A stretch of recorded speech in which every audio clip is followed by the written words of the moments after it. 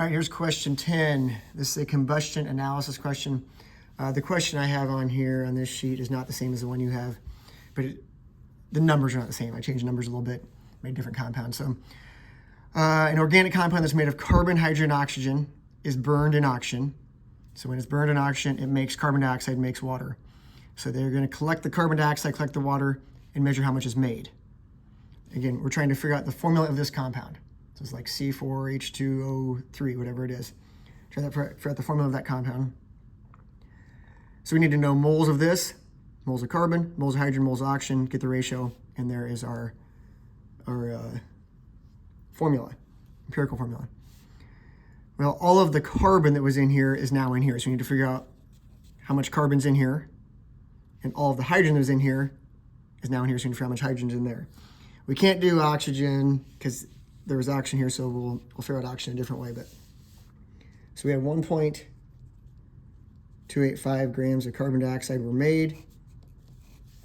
I know that there's for every 44 grams of carbon dioxide, that's 1 mole, it contains 12 grams of carbon. So this cancels, we'll be left with grams of carbon. So there were 0.35 grams of carbon. Leave some decimal places, usually 3 decimal places on this. It takes a little bit of rounding to get this right, so try not to round too much right away. There's 0.658 grams of water that were made. That's just weird that they happen to be the same. So again, from this, I can figure out hydrogen. So for every 18 grams of water, 2 of those grams are hydrogen. So all of these hydrogen grams that were in here are now in here. So there's 0.073 grams of hydrogen. So out of this 0.658, 0.35 of those grams were carbon that ended up in that. 0.073 grams of those were hydrogen. So if we will take 0.658 minus the carbon grams minus the hydrogen grams, that'll tell us how much oxygen is in there. So minus 0.35 and minus 0.073 gives us 0.235 grams of oxygen. Now we need those in moles. So divided by the molar mass of carbon, which is 12 grams, and that is 0.029 moles of carbon. Divided by 1 is 0.073 moles of hydrogen, and divide by 16 for the mass of oxygen in the periodic table.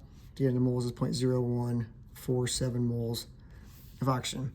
Need these in whole number ratio, so we're going to divide them all by the smallest. The smallest one is this one, so divide by 0.0147 is 1. Divide by 0.0147 is basically 5, and divide by 0.0147 is basically 2. So that's carbon, hydrogen, oxygen. So our empirical formula is C2. Let's slide this down just a hair. Empirical formula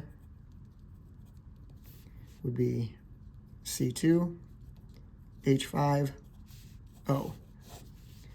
It does give you a molar mass of the molecular formula, and they say it's 90 grams